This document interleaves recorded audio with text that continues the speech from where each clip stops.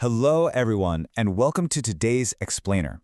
We are jumping right into a truly fascinating, deeply powerful text today. It addresses the geopolitical and spiritual state of the world as we know it right now. This is a text that boldly examines the transition from what it calls contemporary enslavement to a totally different future global reality. It's a heavy, thought-provoking topic blending geopolitics, history, and deep theology, and we're going to break it all down so you can see exactly how the author constructs this worldview. Has the darkness of the current reality made you forget the absolute certainty of the divine promise? It's a direct, incredibly profound challenge. Look, right now it is so easy to look at global events and just feel this overwhelming sense of despair or powerlessness. The source text actually begins by acknowledging those exact feelings, this overwhelming blackness of reality. But then it uses this question to completely pivot the narrative. It asks the reader, has this dark reality obscured the absolute, guaranteed divine promise? It totally reframes how we're supposed to view current events. Now, what's really interesting about this slide is how the source draws a razor-sharp contrast between two very different types of globalization. On one side, we have the globalization of domination. The text argues that current global systems, often driven by Western hegemony, are basically built on war, the relentless exploitation of resources, and systemic oppression. But on the flip side, the text presents the globalization of Islam. And it doesn't frame this as a system of conquering, but rather as one of justice, true human freedom, and profound overarching mercy. The core argument here is that while the current worldly system enslaves, the Islamic system liberates humanity by making them subservient only to God, completely freeing them from the tyranny of other humans. To really understand the author's vision of the future, we kind of have to look at how they diagnose the present reality, what they call contemporary enslavement. According to the source, modern domination is incredibly deceptive. For example, historically, foreign powers use terms like colonization, which linguistically actually implies building or cultivating, as a clever disguise for destruction and control. The text also impartially points to the Zionist presence in the Middle East, describing it as a strategic foothold. It's compared to the proverbial nail of Johah, essentially a tool used by larger powers to intervene and maintain control over the Islamic world's heartland. Alongside the relentless looting of wealth, the ultimate goal of all this, the author argues, is to distance people from their true faith and strip away their real sovereignty. This crucial turning point in the text is beautifully illustrated by the Bismillah, in the name of God, the most gracious, the most merciful. This acts as our visual and spiritual anchor. The author argues that humanity literally cannot remain trapped in this dark reality. Once we actually understand the deception of the current world order, the text guides us to transition toward the light of faith. It's about moving away from the despair of all this geopolitical maneuvering and stepping into the epiphany of absolute divine certainty. And that brings us to Section 1, the inevitability of the divine promise. This matter will reach what night and day have reached. Let's just pause for a second and really absorb the scale of this prophetic hadith cited in the text. It doesn't say Islam is going to reach a few countries or, a specific continent. It says it will reach everywhere that night and day touch. The text uses this specific quote to instill a sense of absolute unshakable certainty. The geographic spread of this message is divinely guaranteed to encompass the entire globe. So the core theological argument here is that the global spread of Islam is not just a wishful hope or a political campaign or some temporary movement.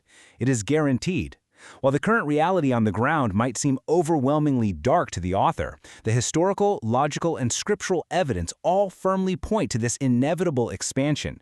The text argues that the inherent justice of Islam, its perfect alignment with human nature, and this undeniable divine backing make its global emergence just a matter of time. The idea is that current systems of exploitation will eventually just collapse under their own weight, making way for this divinely promised reality. Which leads us directly into Section 2, the danger of passivity and wishing. Okay, here is the massive wake-up call in the text. If this victory is already guaranteed, why not just sit back, wait, and let it happen? Well, the text provides a really stark definition based on prophetic tradition to answer that. It defines the helpless person, al-ajiz. This is someone who follows their worldly desires and simply wishes upon God for victory and forgiveness without actually putting in any sincere effort. The author powerfully warns against adopting this passive attitude, drawing a comparison to the historical passivity seen in the children of Israel. Basically, wailing over the sad state of reality just isn't enough. Empty hope without sincere, exhausting work is heavily, heavily condemned in the source material. The text reminds us that as human beings, we are operating under the ultimate system of quality control. We are under the strict watchfulness of God, specifically referred to in the opening chapter of the Quran as the Master of the Day of Judgment. Think about it. When a person truly internalizes that the absolute highest authority is constantly watching and will hold them individually accountable, their behavior has to completely transform. Sincere action is required. You absolutely cannot fake your effort before the master of the Day of Judgment. Let's move to Section 3 and see how this builds into God's watchfulness and your active role.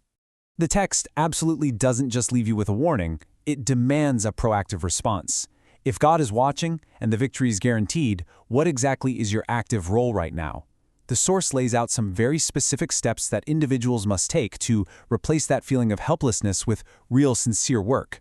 First up, Muslims living in the East or the West must turn themselves into minarets of dawah, actively representing the faith wherever they are. Second, there's a strong demand to increase professional competence. The work you do has to be modern, attractive, and highly skilled. Third, individuals have to absolutely refuse to hide their faith out of fear for their jobs or their worldly status. And fourth, the text even highlights modern strategies, like creating specialized broadcasting channels in global languages to spread the intellectual and spiritual message of Islam worldwide. It is all about building, leading, and getting to work. And finally, we have Section 4, Islam's Globalization, Mercy for All. So, if all this sincere, exhausting work is put in, what does the final result actually look like? Well, according to the source, this future globalization is defined by expanding circles of mercy. And this isn't just about human politics. Step 1 is, for sure, justice, freedom, and dignity for all of humanity, freeing people from that exploitation we talked about earlier. But it goes so much further than that. Step 2 is mercy towards the animal kingdom. The text explicitly points out Islamic laws that strictly forbid the overburdening, starving, or cruel treatment of animals. And step 3 is the preservation of nature itself, encouraging agriculture and strictly forbidding the unjustified cutting down of trees. This brilliantly illustrates how the source views the Islamic system as uniquely beneficial to all forms of life. It is a complete 180-degree contrast with the destructive nature of modern profit-driven globalization. Ultimately, the author envisions a future global structure capable of managing this massive, incredibly diverse community.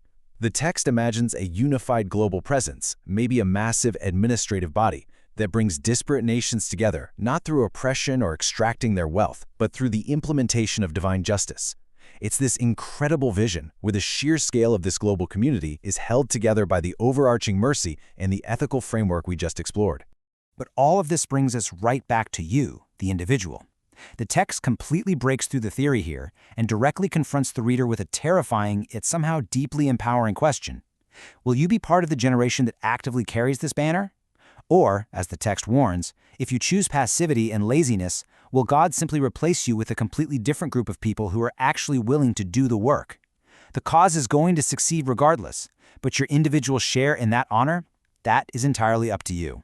And that leaves us with this deeply resonant summary to conclude our explainer today.